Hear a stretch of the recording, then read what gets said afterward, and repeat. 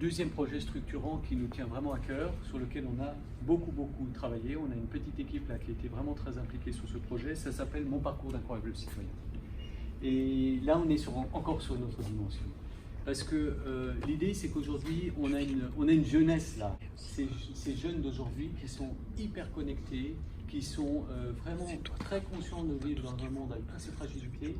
Et en même temps, il y a une énergie, et on se dit s'il y a un tout petit peu de cette énergie, de cette jeunesse qui était dévolue, qui est née cette nouvelle génération, qui est porteur de plein de talents, plein de possibilités, si on arrivait à prendre une petite partie de cette énergie pour la canaliser sur des processus qui sont liés à l'émergence de ce nouveau monde, à l'émergence de cette transition citoyenne, là ça vaudrait vraiment le coup, quoi. Donc le projet naît comme ça.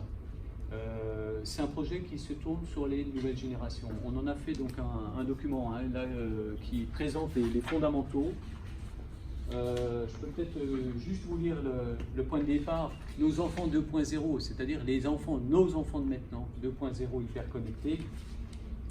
Ils forment déjà la deuxième génération des native digitals. Vraiment ces gens qui sont complètement dans ce monde des nouvelles technologies. Ça pianote à 2 pouces, ça va très vite. Et cette idée, c'est qu'on vit tous dans des sociétés qui sont éminemment riches, et pour autant, ces jeunes-là, plus que nous encore, sentent bien aussi les limites du monde dans lequel on est et l'enjeu de transformation. Et bien, l'idée de mon parcours d'incroyable citoyen, c'est de leur offrir la possibilité de vivre l'expérience, de se questionner et d'agir à leur niveau, à leur échelle, pour transformer la réalité dans laquelle ils vivent. Donc le thème fort, c'est ma nourriture, ma planète et moi, incroyable citoyen. Et l'idée, c'est comment je chemine vers une citoyenneté dès le plus jeune âge, qui va devenir une citoyenneté active, engagée, responsable. Et on s'est dit que ceux qu'il faut interpeller, les premiers interpellés, c'est ceux qui sont en face des jeunes. Donc effectivement, c'est les parents, mais c'est surtout aussi tous les professionnels de l'éducation. Et si moi, je suis enseignant dans mon collège, ou dans mon école, dans mon collège, dans mon lycée, ben, c'est possible que moi je suis capté par toutes ces thématiques, les aquas comestibles, le colibri, la transition, tout ça, mais je peux me sentir très isolé. Je peux me tourner vers ma hiérarchie, mais je ne suis pas sûr d'être entendu, c'est peut-être compliqué. Il n'y a pas toujours le temps, les disponibilités, les moyens pour agir, pour faire.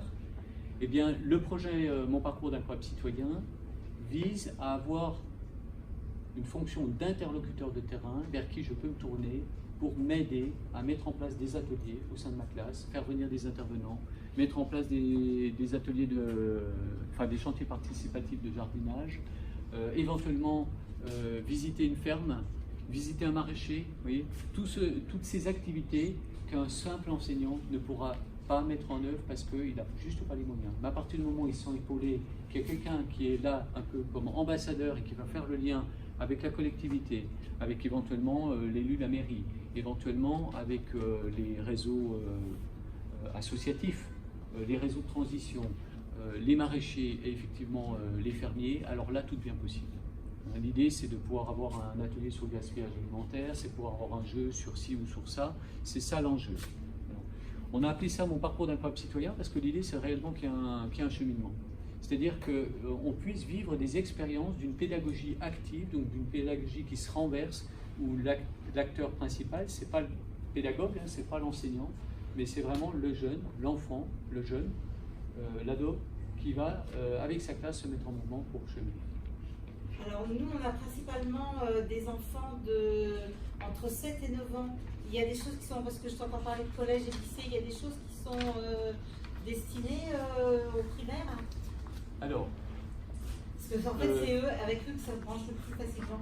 Absolument, oui. Alors, donc, la première chose, c'est que ce qu'il faut savoir, c'est que des actions dans les écoles, on en a déjà plein. Ouais. Donc, faire les incroyables comestibles à l'école, ça, en soi, c'est pas une démarche si compliquée que ça. Par contre, ça va se déclencher à partir du moment où le prof est soutenu pour le faire. Donc, si un groupe dans le coin, c'est un peu comme alors, on va vraiment parler juste après de l'expérience de Bouffémont, parce que Nadège est là. Mais même si Nadège n'était pas là, on en aurait parlé. En fait, le groupe Incroyable Comestible à Bouffémont a fait le lien avec l'EHPAD, avec la maison de retraite.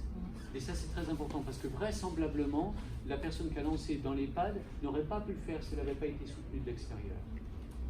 Aujourd'hui, je viendrai après, il se trouve que l'EHPAD de Bouffémont fait partie d'un réseau en France qui compte 102 maisons de retraite. Aujourd'hui, on fait les incroyables comestibles dans les 102 maisons de retraite du groupe. Vous voyez, ça c'est vraiment formidable, mais à la base, la première graine qui était ensemencée, c'est à Bouffémont. Et là, pareil, pour les projets scolaires, pour que ça puisse se faire, à un moment donné, le fait qu'il y ait des apports extérieurs est vraiment très important. Moi, je suis intervenu régulièrement en milieu scolaire, aussi pour impulser des projets. Et puis ensuite, ça... Justement, on commence à nous démarcher pour ça. Oui. C'est pour ça que je pose la question pour les primaires, parce que c'est avec une école primaire en particulier qui est tout à côté que ça commence à se jouer. Et moi, je suis très intéressée par les outils qui peuvent exister, ou par créer des outils et les mutualiser aussi. Hein. Ouais. Je vais vous projeter, parce que puisqu'on a la possibilité de le faire, ça sera quand même beaucoup plus... qu'on voit concrètement de quoi on parle. Tout reste à construire dans les outils pédagogiques, puisqu'on est en avance de positionnement du projet. Mais les outils se construisent. Peut-être que pendant que je mets ça, Betty, tu peux parler du premier partenariat qu'on a commencé à construire. L'idée aussi, dans le fond, c'est pas de changer l'éducation, le système éducatif. Alors, c'est pas de changer le système éducatif, c'est de permettre au système éducatif de changer. Voilà, il faut qu'ils s'en rendent compte et qu'il arrive à se transformer. Donc les outils pédagogiques vont être très ciblés au niveau aussi d'une pédagogie de projet, où vraiment l'élève est au centre et acteur de ces projets-là, et pas que ce soit l'enseignant qui le porte. Donc il y a aussi cet aspect-là qui fait qu'on est dans la transition éducative du coup. Pas que alimentaire, mais aussi éducative. Et du coup, des partenariats ont été faits avec Bâtisseurs de Possibles, qui est une association qui porte justement ce projet-là, c'est-à-dire permettre aux enfants d'être au cœur de leur apprentissage, et pas que ce soit les enseignants qui le fassent. Donc ils seront prêts à nous apporter le projet aussi avec nous. On a aussi un partenariat avec Cresna, qui est c'est même pas une association, c'est un collectif, où il y a de l'animation tout autour du thème de la nourriture. Donc ils ont des outils pédagogiques qui sont, depuis des années, ils travaillent là-dessus sur l'animation sur la nourriture avec des enfants et des adolescents. Après, il y a d'autres partenariats avec Sicana, mais il faut voir encore. Et puis, la Malaparte, pour l'instant, c'est un peu mis de côté, c'est plus compliqué, mais surtout, il y a la Fondation Nature et Découverte qui a soutenu le projet pour le début, pour voir comment ça fonctionne et tout. Donc, il y a aussi des partenariats financiers qui commencent. C'est un projet complexe. Il y a toute une infrastructure pédagogique à mettre en œuvre. Il y a à mettre en place un réseau d'ambassadeurs locaux qui vont vraiment faire ce travail de lien. Et puis, effectivement, il y a besoin de moyens parce qu'il faut avoir des moyens pour lancer des projets comme ça à grande échelle, évidemment. Dans les moyens financiers, effectivement, on a fait des connexions à ce stade-là et on a été très très bien reçus à la Fondation Good Planet, à la Fondation Éducation Plurielle.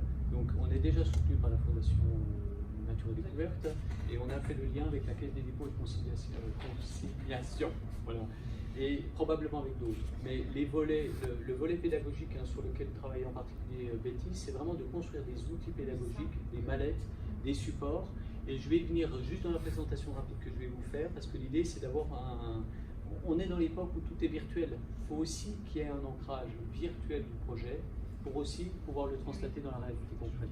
Mais ça c'est vraiment des fondamentaux. Effectivement, on s'est rapproché de Sicana Nature pour faire des très très belles vidéos d'inspiration et pédagogiques pour expliquer comment mettre en place certaines actions, concrètement, des bacs, des spirales et autres. Donc c'est vraiment un projet qui a vocation à sortir du giron des incroyables comestibles pour être construit en partenariat avec un tour de table plus large. Je veux juste rajouter l'idée aussi, c'est qu'effectivement on reste sur le virtuel, mais c'est un parcours. L'idée, c'est que les personnes, les enseignants ou les éducateurs qui veulent se lancer puissent s'inscrire sur un site et suivre ce parcours. Ils seront accompagnés grâce à leur inscription sur le site, où ils pourront piocher des outils pédagogiques en fonction de leur projet, que ce soit le gaspillage alimentaire ou alors un jardin partagé ou ainsi de suite. Donc il y a un gros travail, mais vraiment un gros travail de création d'outils, de chercher des partenaires qui puissent nous aider pour le faire, parce que chaque cas sera différent.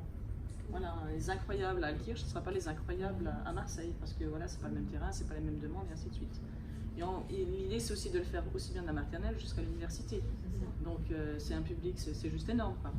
Alors nous à Nantes, on a commencé, enfin à Saint-Herblain, on a commencé, on est au tout début de la partenariat avec l'agriculture sur la création de ressources aussi. Et là aussi, je pense qu'il y aura un gros. C'est vrai que c'est plus l'éducation populaire, c'est plus les limites d'agriculture et tout ça. Donc je peux vous en faire passer aussi un exemplaire. En gros, les enfants 2.0, on est bon.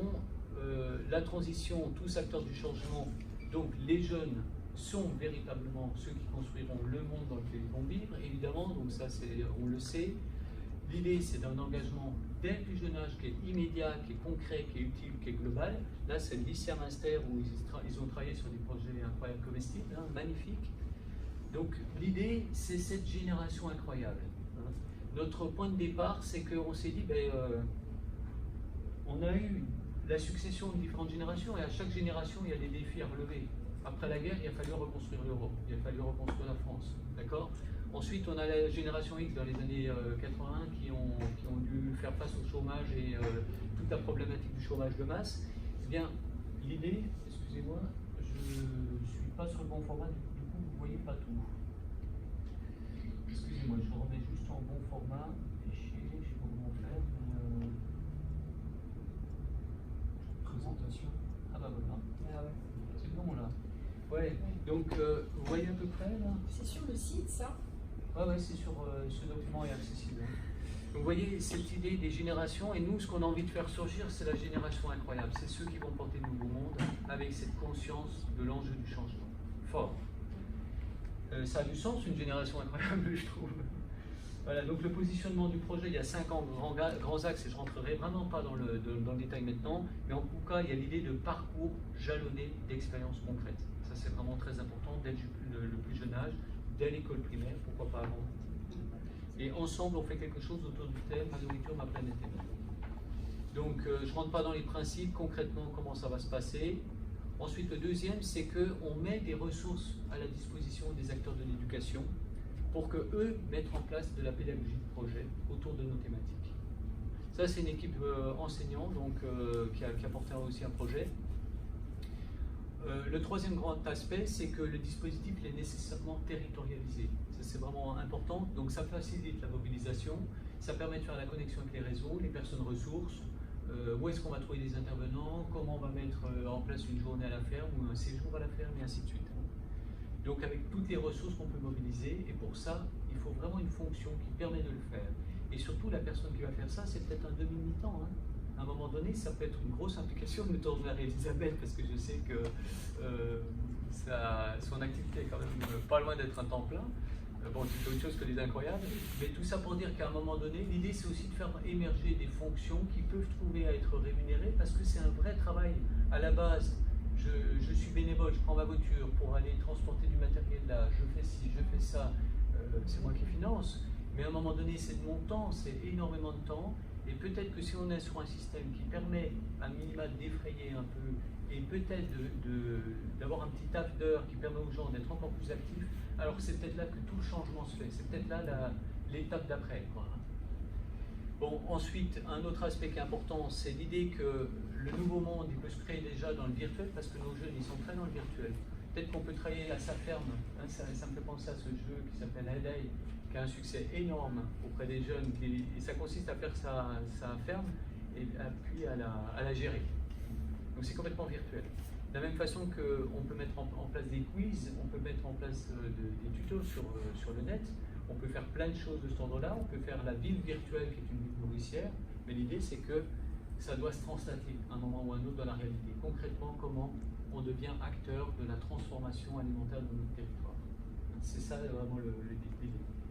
Et puis le dernier aspect, c'est qu'on a envie de mettre en place un dispositif national avec une grosse résonance, c'est-à-dire des partenariats forts qui fait qu'à un moment donné, on change d'échelle. C'est vraiment important. Si on veut voir grand, si on veut construire grand, alors il faut aussi pouvoir avoir une visibilité. Et l'idée, c'est qu'on raconte une histoire, on raconte l'histoire du nouveau monde, et qu'on permette à autant de monde qu'on peut, plus de gens possible, qui vont raconter en fait la même histoire. C'est ça l'idée, que partout on raconte cette histoire du nouveau monde par un projet qui a vraiment qui mobilise les jeunes sur un projet d'avenir. Voilà un peu le principe. Hein. Alors, bon, je ne rentre pas plus dans les détails. Après les modalités, tout ça, on est en train de travailler. On est loin du compte. Il y a beaucoup de choses qui ont été faites, mais tout reste à faire en fait. Et ce qu'on a besoin, c'est de pouvoir construire une équipe et il y a tout un travail de développement. Donc, on a besoin de développeurs, on a besoin de gens qui sont là pour pouvoir porter ça. Et là, on est des projets qui ont un calibre qui n'est plus du ressort du travail bénévole. C'est clair, c'est à un moment donné, on a porté de façon quand même globalement bénévole ce projet dans ces fonds baptismaux. Mais pour passer à une autre phase, on a vraiment besoin effectivement de budget, de financement. Éthique des financements. Ça, c'est vraiment aussi quelque chose de fondamental. Voilà. Alors, je vous ai parlé de ce projet, j'avais encore... Dans les projets structurants qu'on a engagés au niveau de la coordination nationale, il y a un projet qui nous tient à cœur, c'est le projet des villes et villages comestibles de France. Donc l'idée, c'est qu'on est déjà dans la démarche d'après les actions incroyables comestibles. L'idée, c'est vraiment de pouvoir imprimer, d'être vraiment dans cette dynamique qui structure la transition alimentaire sur les territoires. Et c'est évident qu'un projet comme celui-ci, qui vise à faire des territoires nourriciers, hein, c'est un projet qui n'est pas un projet incroyable comestible seul, c'est un projet qui doit travailler dans la convergence avec d'autres acteurs. Mais globalement, l'enjeu de ce projet, donc de ces villes et villages comestibles de France, c'est de donner de la visibilité, c'est d'accompagner tous ces territoires qui se mettent en marche de façon citoyenne vers la transition alimentaire. Et donc l'autosuffisance alimentaire, qui est vraiment le thème fort des incroyables comestibles, c'est le thème qui est porté par les incroyables comestibles. L'autosuffisance alimentaire, c'est-à-dire cette idée que le territoire doit être susceptible de pouvoir nourrir sa population, au moins en partie, eh bien, ce thème-là est un des volets de la transition alimentaire. Il y a d'autres thèmes qui sont très importants, le thème du lien avec la santé, l'alimentation, le lien santé-alimentation, évidemment, la question de l'information nutritionnelle, c'est-à-dire de rétablir une vraie information nutritionnelle pour la question alimentaire, c'est vraiment important, contrer un peu le jeu des lobbies. Disons, dans cette notion de transition alimentaire, il y a vraiment quelques sujets qui sont importants. Je pense aussi à la démocratie alimentaire, c'est-à-dire comment on fait pour que les populations qui sont fragilisées aient véritablement accès à une nourriture qui soit réellement nutritive, qui soit saine, idéalement de qualité, puis en plus locale. C'est tout ça les enjeux de ce projet. Et l'idée, c'est que les territoires pionniers qui se mettent en marche par le fait qu'on a un mouvement citoyen qui porte la dimension, qu'en fait on renverse les cadres de l'action collective. C'est-à-dire que le mouvement citoyen doit imprégner l'aspect de dynamique qui va structurer le territoire pour le mettre en marche vers un autre destin alimentaire. C'est ça le gros de l'affaire. Et il y a un autre aspect qui est encore plus important encore, peut-être, c'est cet aspect de se réapproprier, plus que l'espace, de se réapproprier à la fois notre espace intérieur, et puis d'une façon plus générale, de se réapproprier le lien social, de se réapproprier la place publique. Et dans le fond, on a imaginé que la question alimentaire, elle permettait vraiment de reposer la question démocratique. Donc l'idée de ce label, parce que ce qu'on a en tête, c'est de mettre en place un label citoyen des villes et villages comestibles de France, qu'on renverse les cadres de l'action collective habituelle. Et là, c'est les citoyens qui se réapproprient la façon d'imaginer comment ils vont transformer leur territoire en espace nourricier. Est-ce qu'on peut dire que c'est mettre en réseau différents acteurs dans le but de faire naître des nouvelles AMAP, d'appuyer la création d'AMAP? Ouais, c'est ça. En fait, le point de départ, c'est de dire les incroyables comestibles ont une fonction de déclic. Donc ce qui marche fort, c'est la mobilisation citoyenne. On lance des actions, on fait de la pédagogie, les gens se lisent, ça c'est le point de départ. Mais à un moment donné, si on veut passer à l'étape d'après, il faut travailler en convergence avec d'autres. Ça c'est absolument évident. Donc Villes et Villages Comestibles de France a véritablement vocation à être porté par un consortium d'acteurs de transition alimentaire. Il n'y a pas de transition quand il n'y a pas les acteurs de la transition. Ça c'est absolument évident. Et l'idée c'est que quand on regarde bien nos territoires, on peut se dire qu'on a toutes les ressources, toutes les réponses, toutes les solutions existent aujourd'hui pour transformer nos villes en espaces nourriciers, pour reposer les fondements de la façon dont on s'alimente. Tout est là, toutes les réponses sont là. On est tous détenteurs d'une partie de cette chaîne de services qui fait qu'on a les ressources pour le faire. Simplement, il faut faire qu'elles convergent, il faut les mailler. Il faut qu'on travaille ensemble d'un bout à l'autre de la chaîne de service. Donc il faut coordonner nos offres de services, nous, les différents réseaux. Donc il y a ceux qui sont très bons pour faire de la mobilisation citoyenne, il y a ceux qui sont très bons pour implanter du maraîchage sur le territoire, il y a des solutions, il faut vraiment les mettre en réseau. Et c'est tout le sens que de sortir donc cette démarche du village comestible de France, de la sortir du giron des incroyables comestibles. On a légitimité à avoir porté cette thématique parce que le thème de l'autosuffisance alimentaire, c'est vraiment un thème qui est congénital du mouvement des incroyables, par le fait. Mais dans le fond, le gros enjeu, c'est vraiment la convergence des acteurs et de travailler vraiment ensemble, et en particulier avec les AMAP. Et ça, c'est vraiment fondamental.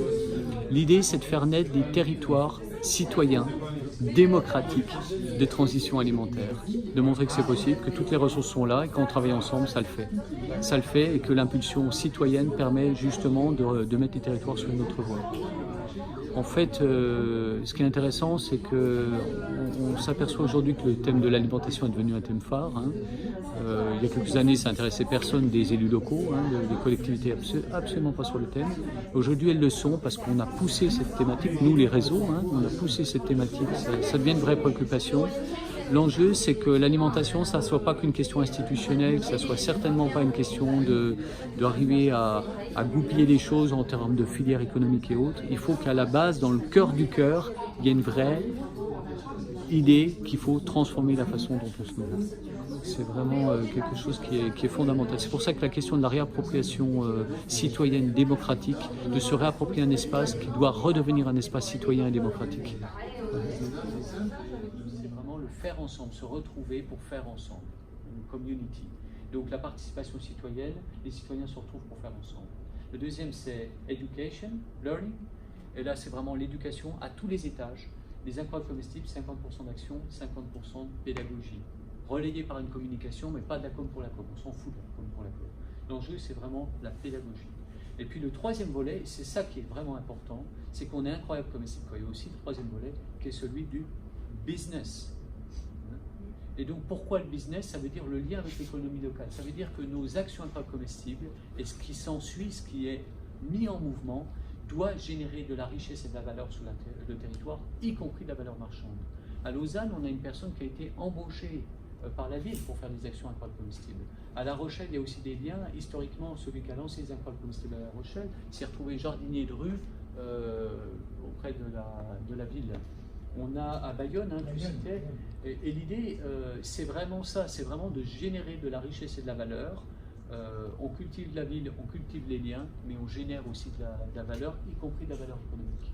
Et ça, c'est vraiment quelque chose de très fort.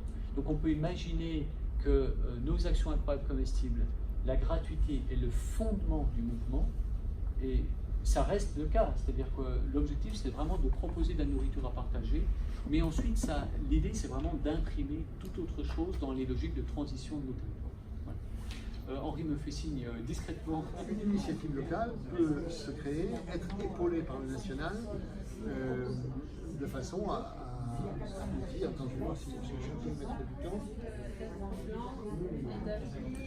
Seulement les blancs ici, c'est pas une neutre. Ce n'est pas une neutre. Il a voulu dire que c'est un mouvement un peu noir. Oui,